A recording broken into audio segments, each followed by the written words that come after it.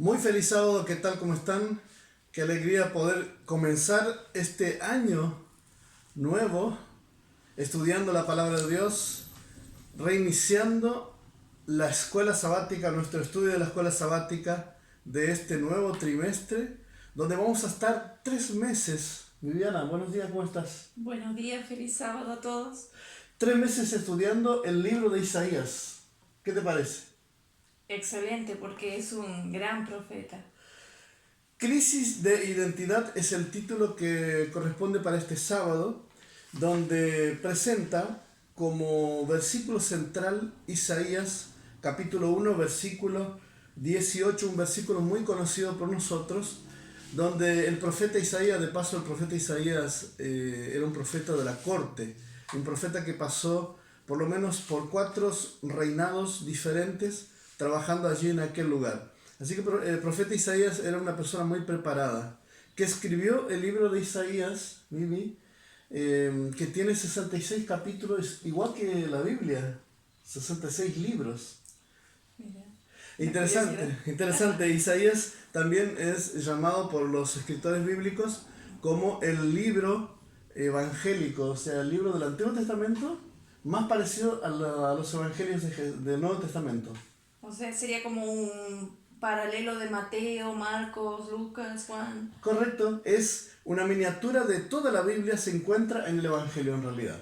Relata mucho la experiencia de Jesús, de nuestro Señor y Salvador Jesús, en su venida, en su trabajo aquí en la tierra, en en su ascensión al cielo y también en su segunda venida. Habla finalmente en forma resumida de toda la Biblia. Bueno, ¿Leo el versículo? por favor. Leo el versículo. Dice así, Isaías 1:18. Venid luego, dice Jehová, y estemos a cuenta. Aunque vuestros pecados sean como la grana, como la nieve serán emblanquecidos. Aunque sean rojos como el carmesí, vendrán a ser como blanca lana. Muy bien, ese es el versículo de memoria. Sin embargo, Viviana, Isaías, digamos, la lección de esta semana, da un inicio hablando acerca de lo que aparece en el capítulo 1, los primeros versículos. Así que te voy a invitar a que podamos leer el capítulo 1, versículo 1 en adelante, por favor. Bueno, dice así, visión de Isaías, hijo de Amós, la cual vio acerca de Judá y Jerusalén en días del rey Usías, Jotam, Acaz y Ezequías, reyes de Judá. Bueno, el versículo 2 dice, perdón, ya leíste el 2, ¿no es cierto? No. El 2. Oí cielos y escuchad tierra, dice, porque habla Jehová, crié hijos y los engrandecí, y ellos se rebelaron contra mí. El buey conoce a su dueño, y el asno el pesebre de su dueño. Israel no entiende, mi pueblo no tiene conocimiento. Oh gente pecadora, pueblo cargado de maldad, generación malignos, hijos depravados, dejaron a Jehová, provocaron a ira al Santo de Israel, se volvieron atrás. ¿Por qué querréis ser castigados aún? ¿Todavía os rebeláis? Toda cabeza está enferma y todo corazón doliente. Desde la planta del pie hasta la cabeza no hay en él cosa sana, sino herida, hinchazón y podrida llaga. No están curados, ni vendadas, ni suavizadas con aceite. Dice, vuestra tierra está destruida, vuestras ciudades puestas a fuego, vuestra tierra delante de vosotros comida por extranjeros y asolada como asolamiento de extraños. Y queda la hija de Sión como enramada en viña y como cabaña en melodar, como ciudad asolada. Si Jehová de los ejércitos no nos hubiese dejado un resto pequeño, como Sodoma fuéramos y semejantes a Gomorra.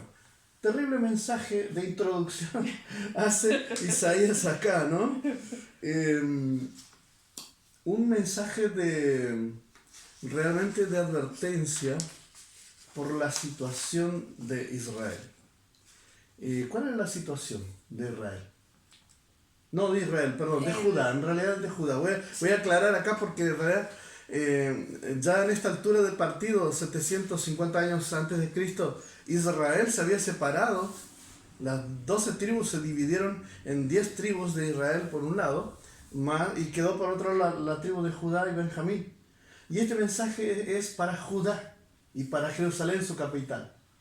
¿Cuál era la condición que estaban pasando? Estaban en una situación de, primero habían pasado por engrandecimiento, porque tuvieron buenos reyes que dentro de todo, digamos, hicieron buenas gestiones, y después es como que se degeneró todo, se degeneraron reyes, se degeneró el pueblo.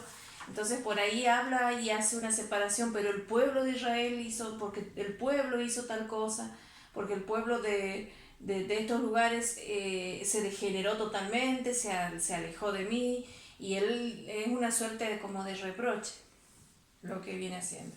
Un reproche para un pueblo que estaba totalmente, por decir, desconectado con Dios.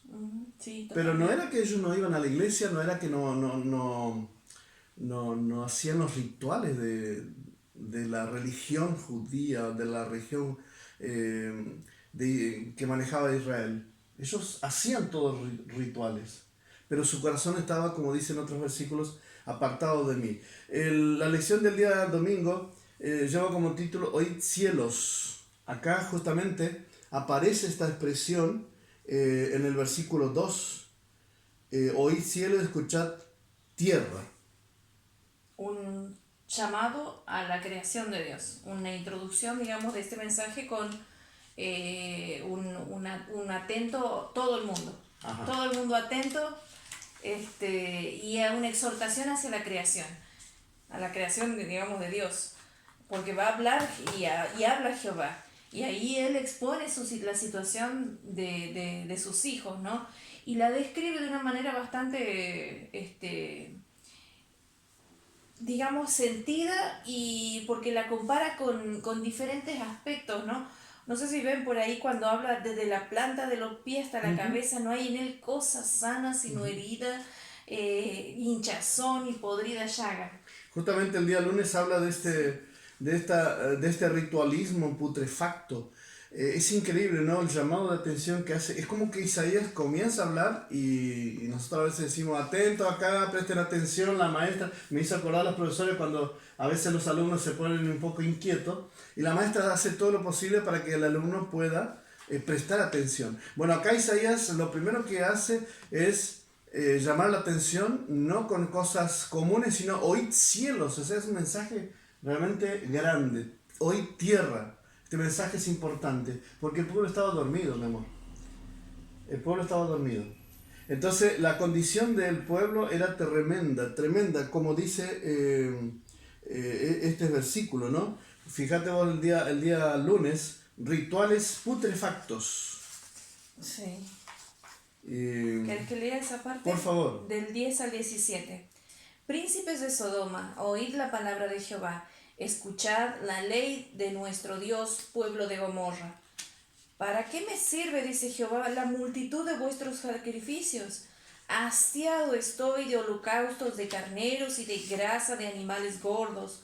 No quiero sangre de bueyes, ni de ovejas, ni de machos cabríos. ¿Quién pide esto de vuestras manos cuando venís a presentaros delante de mí para pisotear mis atrios? No me traigáis más vana ofrenda. El incienso me es abominación. Luna nueva, sábado y el convocar asambleas no lo puedo sufrir. Son iniquidades vuestras fiestas solemnes. Mi alma aborrece vuestras lunas nuevas, y vuestras fiestas solemnes me son gravosas, y cansado estoy de soportarlas.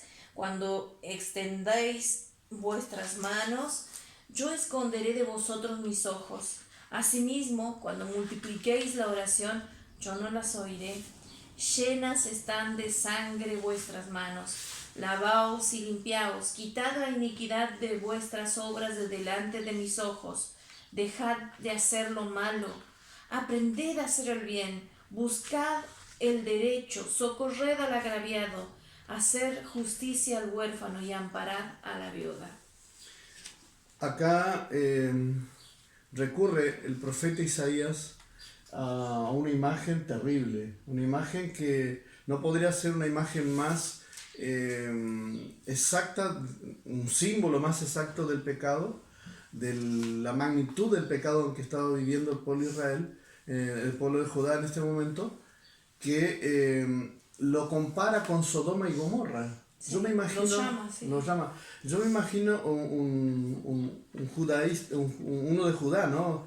Uno de Jerusalén, escuchando este mensaje, porque aparentemente ellos estaba todo bien. Se iban a Sí, dormir tranquilos. aparentemente. Ellos se iban a dormir tranquilos, creyendo que porque hacían los rituales, iban al templo, ¿no? Porque cumplían. Cumplían, entre comillas, estaba todo bien, pero no basta, ¿no? No, lo que el Señor les habla ahí describe más que nada las cuestiones que no se ven, las cosas espirituales, las cosas mentales de ellos, porque cuando hablamos de la grosura, dice, el hastiado estoy de la grosura, la grasa en otros aspectos, ¿no? En otras comparaciones, se compara a los excesos que tiene un animal y por eso empieza a amontonar grasa. Entonces, en la imagen del sacrificio y hablar de grasa, es decir, que está hablando de sobras, de cosas eh, superfluas, de cosas que no hacen al músculo del animal, no hacen a la carne del animal. Digamos que está engordado el animal, esas cosas que, digamos, hablando en un lenguaje espiritual, podrían ser la moda, las cosas pasajeras, el amor al dinero, el andar detrás en las redes sociales, el andar haciendo diferentes cosas, podrían simbolizar esta grasa a la que se refiere Dios y en la que le dice que ustedes que por favor no le traigan esas cosas, que ya está cansado de las grasas. Increíble, ¿no? Porque dice el versículo 13, no me traigáis más vana ofrenda. ¿Se acuerdan una vez cuando Dios le dijo al pueblo, no traiga más ofrenda? Moisés le dijo al pueblo de Israel, en este caso, no traiga más ofrenda. Era un motivo diferente. Un motivo muy lindo, ¿no? Porque habían traído muchas ofrendas, habían respondido al llamado, ¿no es cierto?, de Dios a ofrendar para el santuario. Pero ahora dice, no me traiga más ofrendas. Estas ofrendas que tienen que ver con esas apariencias, estas ofrendas que no tienen que ver con un cambio profundo interno en el corazón. Dios prefiere el cambio del corazón. Ahora entramos el día martes ya el argumento del perdón de Dios. Vamos a entrar en el versículo de memoria, precioso, un versículo que ahora ya Isaías comienza a mostrar no solamente los errores, la situación caótica en que estaba el pueblo de Israel, sino ahora comienza a hacer el llamado de Dios. El llamado de Dios que tiene que ver siempre con el perdón. Isaías 1:18 dice, venid luego. O sea, Dios llamando a su pueblo urgentemente que tenía que venir a Él porque necesitaba un cambio. Y ese cambio era porque en realidad era una limpieza. Y si Dios ofrece una limpieza y te dice que tienes que limpiarte, no preguntes por qué. Solo Dios sabe por qué no estaba todo limpio aparentemente. Y vamos a repetir este versículo. Dice Jehová, estemos a cuenta, si vuestros pecados fueren como la grana, como la nieve serán emblanquecidos. Si fueran rojos como el carmesí, vendrán a ser como blanca lana. Nosotros conocimos la nieve, vivimos la nieve, experimentamos el asunto de la nieve. Qué blanca que es la nieve. A veces te llega a doler los ojos. Encandila. Encandila de tan blanca que es. Quema incluso porque refleja el sol y el sol te da, ¿no es cierto?, y te quema. Pero esa es la blancura que tiene. Dios aquí lanza el desafío. No importa el color de nuestros pecados, no importa el color del pecado que estaba siendo comparado, el pecado de Judá, ¿no es cierto?, con Sodoma y Gomorra. Dios trae aún para este pueblo, una vez más, el ofrecimiento del perdón. Hay una serie de contrastes, ¿no?, que viene haciendo el Señor, porque en los versículos anteriores Él hablaba de las cuestiones negativas, digamos, de las cosas que ellos hacían mal, de las cosas específicas. El Señor era bastante específico en marcarles dónde estaban actuando mal. No solo en la parte ritual, sino también estaban actuando a nivel comunitario a nivel sociedad, porque descuidaban a la viuda, al huérfano, digamos, los agraviaban, los presionaban, los sometían, abusaban de ellos en cierta manera, de las personas, y decían que sus manos estaban con sangre, digamos, que sus manos estaban sucias de las cosas que hacían. Y después les habla y les muestra una serie de contrastes otra vez. Les habla de lo blanco de la lana o lo blanco de la nieve, con dos imágenes totalmente opuestas y que hasta el día de hoy se obtienen, por ejemplo, del carmesí Para teñir. para teñir cosas. En ese entonces eran métodos novedosos, traídos de Egipto, traídos de países extranjeros. Machacaban una serie de bichitos y le ponían unas situaciones químicas ahí, y se usaba ese color rojo para las pinturas, los cosméticos. Se usaba el color rojo para teñir el cuero, para teñir las prendas, la concentración de lo que se obtenía de eso hasta el día de hoy se sigue sacando, ¿no? De esos pequeños bichitos y del kermés, de la cochinilla, y se obtiene de ahí lo que se llama el carmesí. Y ese interesante contraste, porque a veces vos tocas eso y te queda por semanas el color, la mancha en la mano, ¿no? Y él les dice que él iba a cambiar esas cosas, pero que vengan, venid a mí, les dice. Interesante que primero Dios comienza a presentar la verdadera situación del pueblo. Y el comentario que aparece aquí, estaba subrayando en la parte final del día martes, dice: ahora vemos el propósito de las duras palabras de advertencia de Dios contra el pueblo. No son para rechazarlo, sino para llevarlo de regreso a Él.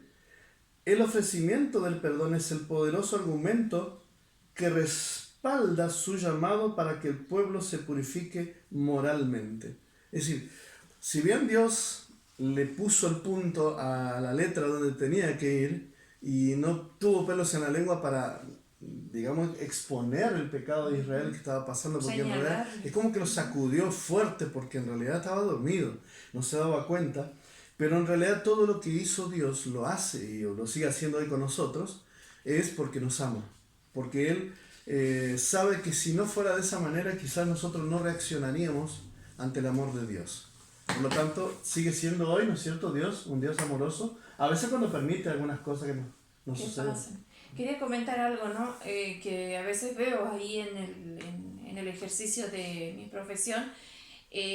La mayoría de las personas cuando ingresan y que están teniendo una infección, porque la primera parte habla, ¿no?, de un estado de infección terrible, de los pies hasta la cabeza, les dice que están infectados, que están podridos. La persona que ingresa con una infección, a veces es muy difícil hablarle y hacerle entender que está pasando una infección, ¿no? Que esto le duele porque está infectado. Es como que de alguna manera entrar en un estado de sopor, en el cual por más que uno le explique, le vaya hablando, no entiende. Siempre es mejor hablarle al paciente y hablarle al familiar. Y el familiar, que en teoría está sano, le ayude a entender, le ayude a aceptar el tratamiento.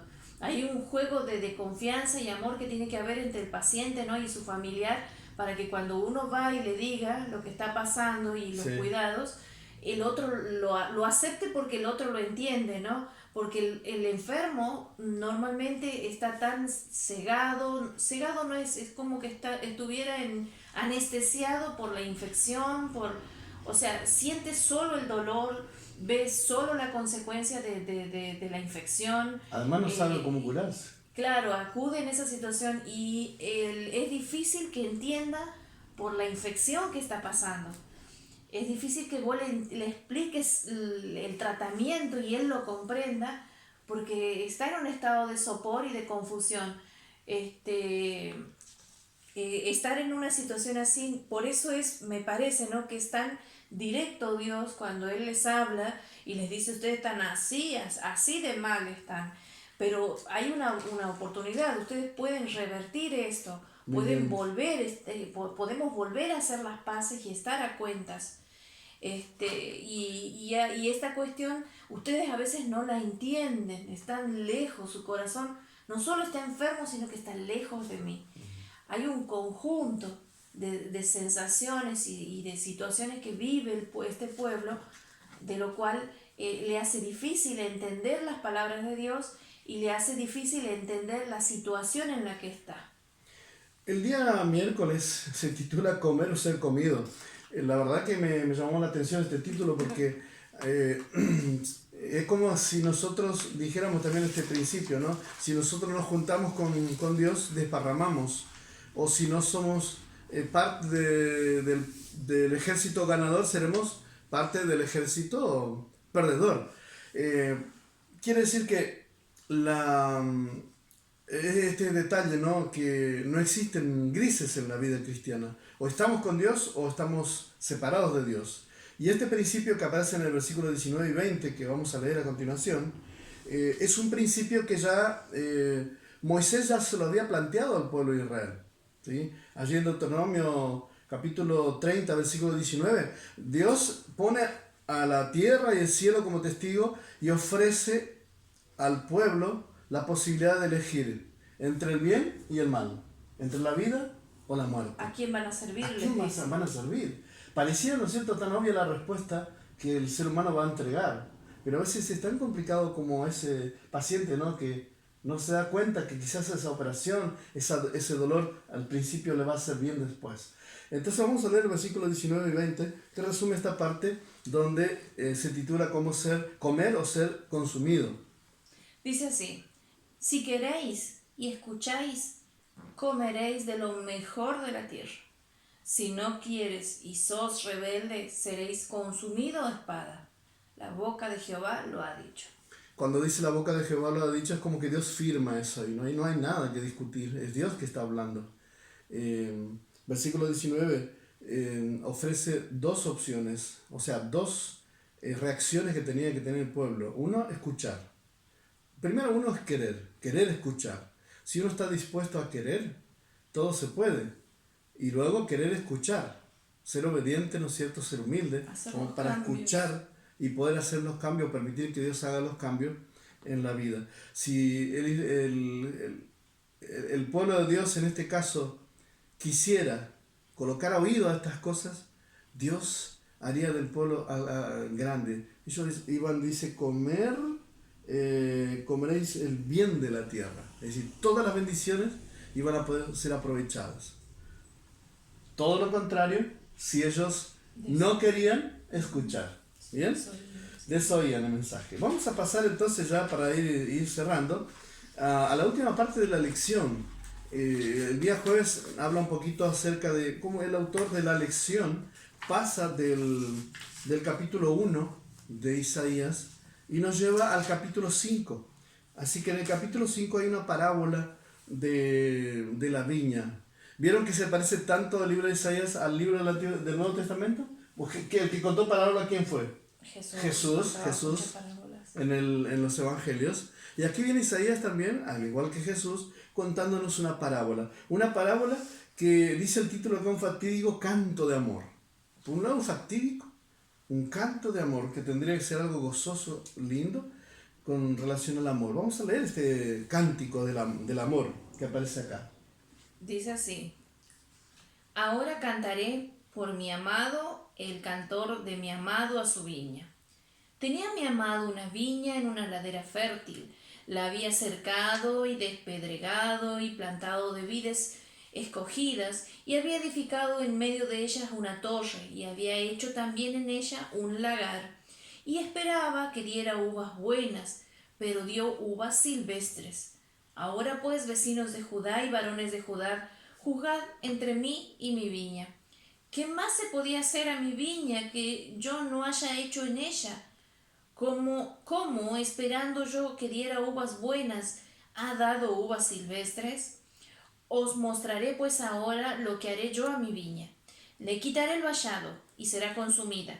Derribaré la cerca, y será pisoteada. Haré que quede desierta, no será podada ni cavada, y crecerán los cardos y las espinas, y aún a las nubes mandaré para que no derramen lluvia sobre ella.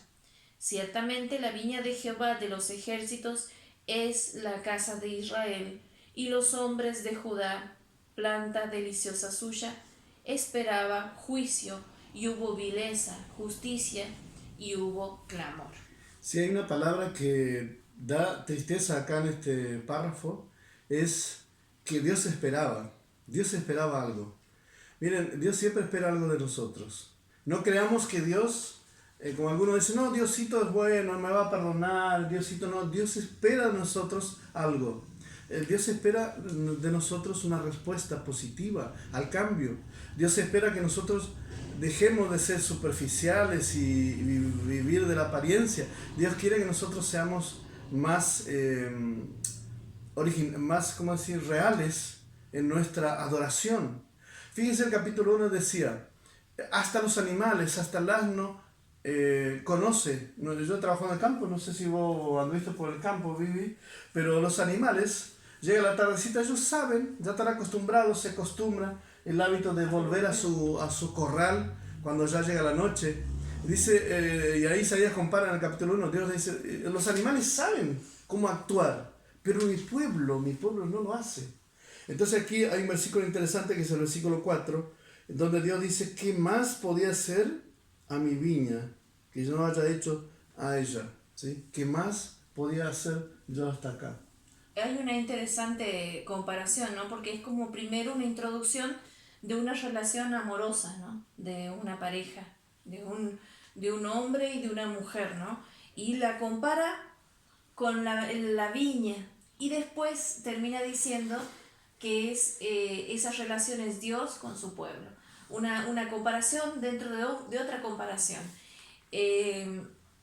Y habla acerca de esta decepción amorosa. Uh-huh. Por eso el título, ¿no? Un fatídico canto de amor. Uh-huh. Hoy podríamos decir la decepción amorosa de Dios. Uh-huh. Él hizo todo por ese pueblo. Uh-huh. Y el pueblo les responde mal, ¿no? Responde de una manera que no esperaba, responde de una manera que no tiene lógica.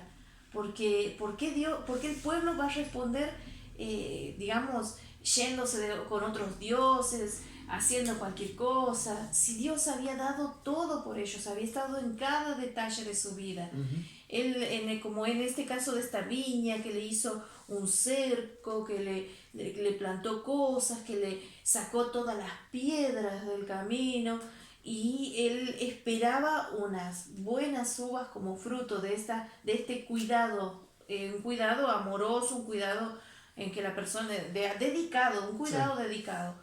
Y le sale con uvas silvestres, uvas que salen en cualquier lado, uvas que salen sin ningún interés. Sí, claro, una cosa así nomás. Y cuando el Señor dice, esto son ustedes, estos son mi pueblo, y yo no quisiera ver la cara de decepción del Señor cuando les dice, estos son ustedes. Debe haber sido dolorosísimo, ¿no? Para Dios. Uno lo dice rápidamente y a veces el ser humano tiene poca paciencia, pero no debemos dejar de recordar que Dios es un Dios de amplia misericordia. Si llegaron hasta esta situación no era porque ellos recibieron una vez o dos veces el llamado de misericordia de Dios, sino que Dios realmente agotó todas las posibilidades. Y qué terrible es, dice la lección del jueves al final, rechazar persistentemente la súplica de Dios mediante el Espíritu Santo, porque cuando rechazamos, llega un momento en que ya no vamos a escuchar más la voz de Dios, y eso sería muy terrible, porque hay mensajes en la palabra de Dios del fin que tendremos si nosotros persistimos en el error y no escuchamos las advertencias de Dios. Yo pienso que a veces mientras Jesús o Dios hace estas llegadas con nosotros, estas insistencias, llamados de atención, todas estas cuestiones, estos llamados constantes a través de su Espíritu Santo, en la última parte habla del punto de no retorno. Uh-huh. Y hace una oración muy sencilla donde dice, alejarse de Cristo es peligroso y es muy limitado lo que Dios puede hacer porque respeta nuestra libre elección. llega un punto, no es que solamente ahí tengo que elegir si volver o no volver, llega un punto en el que nosotros decimos, no me interesa volver. Claro. Ya perdí el interés de estar con, ya está, Sí, sí. ya estoy en otro nivel. Sí, sí. Pierdes es como que la persona deja de tener la sensibilidad hacia las cosas de Dios, hacia a la cuestión espiritual, hacia esa vida, y pierde el interés. Y ahí es el punto de no retorno, porque mientras nosotros sintamos que el Señor nos llama, mientras nosotros tenemos evidencia a través de un versículo que nuestra cabeza nos hace, es porque el Espíritu Santo está actuando en nosotros. Pero Todavía. cuando no nos interesa, es un momento peligroso. Realmente triste la situación del pueblo de Judá, de Jerusalén. Una situación que ellos, aunque no se daban cuenta, la destrucción estaba viniendo a través de los asirios y Dios quería advertirles. Y fue el último sacudón que Dios les dio para mover esa conciencia dormida de un pueblo que se había olvidado totalmente de Dios, que se había acomodado a las circunstancias, quizá a la riqueza, a la comodidad de la vida que estaban viviendo, y a la religión lo llevaban de una manera muy superficial, confiando mucho en las ceremonias. Nosotros muchas veces somos comparados con el pueblo de Dios moderno. ¿Puede pasar esto en nuestras vidas también? ¿Puede estar pasando en mi vida, en tu vida, que estés viviendo una religión tan superficial, que confíes demasiado porque vas a la iglesia, porque guardas el sábado, porque das el diezmo, porque te pones una corbata? ¿Cuál es tu respuesta a este llamado de advertencia de Dios? Ojalá que podamos también nosotros ser sacudidos en este inicio ya de año y inicio de escuela sabática, para que nuestro corazón sea sensible a todos los hermosos mensajes que Dios tiene para nosotros a lo largo de este trimestre. No sé si querés, mi amor, agregar algo más o quizás plantear ahí el resumen de lo que presenta la lección de esta semana. Hay una cuestión, ¿no?, que por ahí surge. El objetivo del ritualismo no es el acostumbramiento. El objetivo del ritualismo es el acercamiento inteligente, pensado de las personas a Dios. Es a través de un acto que podríamos decir repetido. Ir a la iglesia todos los sábados no debiera ser una costumbre, o no tengo más nada que hacer el sábado que voy a la iglesia. De paso está bien ir a la iglesia, está bien guardar el sábado, está bien dar el diezmo, está bien hacer todo. Pero no todo. es el objetivo eso, toda esa serie de ritos. El principal objetivo. Claro, el principal objetivo no es el acostumbramiento, es el generar la conciencia en la persona, estimular la inteligencia, de estimular el entendimiento de la persona y hacer todos estos actos pensados, hacerlos conscientes y obteniendo digamos, la conexión espiritual con Dios que necesita para su crecimiento. Me gustaría leer para terminar lo que dice el viernes el texto de Elena de Guay, lo que ella habla y comenta. Dice así: el que pretendía ser el pueblo de Dios se había separado del Eterno y había perdido su sabiduría y pervertido su entendimiento. No podía ver muy lejos, pues se olvidó de que había sido limpiado de sus antiguos pecados. Se movía inquieta e inseguramente en la oscuridad, procurando borrar de su mente el recuerdo de la libertad, la seguridad y la felicidad que antes había tenido. Se hundieron en toda clase de locuras insolentes y temerarias, se opusieron a la providencia de Dios y ahondaron la culpa que ya pesaba sobre ellos. Escucharon las acusaciones de Satanás contra el carácter divino y representaron a Dios como desprovisto de misericordia y perdón. Un interesante concepto, ¿no? No solo habían caído en el barro, sino también se habían tirado ellos barro encima. Habían jugado. Y ahora se sentían indignos de ser bañados por Dios, de ser limpiados por Dios, de ser atendidos nuevamente por Dios. Y de ahí viene el versículo de memoria, ¿no? Satanás había convencido a este pueblo de que no se tenían que bañar y que no se podían bañar y que no podían ir a pedirle a Dios que los bañara, que los limpiara.